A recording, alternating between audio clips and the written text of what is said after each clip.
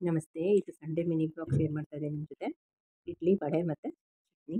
So ನಾನು ಇಡ್ಲಿ ಎಲ್ಲ ಒಂದೇ ಪಾತ್ರೆ ನೆನೆಸ್ತಾ ಇದ್ದೀನಿ. ಸಪ್ರೇಟಾಗಿ ಏನೂ ನೆನೆಸ್ತಾ ಇಲ್ಲ. ಒಂದು 2ರಿಂದ 3 ಅವರ್ ಸಾಕು.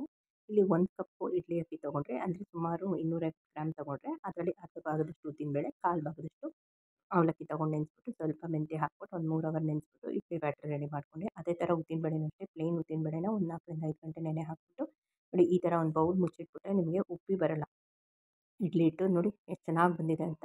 ಈ ಟ್ರಿಕ್ಸ್ ಎಲ್ಲ ನಿಮ್ಮ ಮನೇಲಿ ಫಾಲೋ ಮಾಡ್ಕೊಳ್ಳಿ. ಈ ಸಣ್ಣ ಸಣ್ಣ ಟಿಪ್ಸ್ ಸಾಕು ನಮಗೆ ಇಡ್ಲಿ ಎಷ್ಟು ಸಾಫ್ಟಾಗಿ ಮಾಡೋದು ಅಂತ. ಇಲ್ಲಿ ಯೂಶ್ವಲಿ ನಾವೆಲ್ಲ ತೆಂಗಿನಕಾಯಿ ಚಿಪ್ಪೆಲ್ಲ ವೇಸ್ಟ್ ಮಾಡಿ ಎಸ್ಬಿಡ್ತೀವಿ.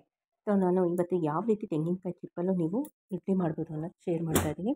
ತುಂಬ ಚೆನ್ನಾಗಿ ಬರುತ್ತೆ. ಈ ಕಡೆನೂ ಅಷ್ಟೇ ನೋಡಿ, ಉದ್ದಿನಬೇಳೆ ನೆನೆಸ್ಬಿಟ್ಟು ಅದಕ್ಕೆ ಸ್ವಲ್ಪ ಅಕ್ಕಿ ಹಿಟ್ಟು, ಶುಂಠಿ, ಹಸಿಮೆಣಸಿನ್ಕಾಯಿ, ಕೊತ್ತಂಬರಿ ಸೊಪ್ಪು, ಕರಿಬೇವಿನ ಸೊಪ್ಪು ಹಾಕ್ಬಿಟ್ಟು ಸ್ವಲ್ಪ ಕಾಯಿ ಚೂರು ಹಾಕ್ಬಿಟ್ಟು ವಡೆ ಮಾಡ್ತಾಯಿದ್ದೀನಿ. ನೋಡಿ ಇದು ಒಂಚೂರು ಹೊಡೆದಿಲ್ಲ, ಎಷ್ಟು ಚೆನ್ನಾಗಿ ಬಂದಿದೆ ಅಂತ.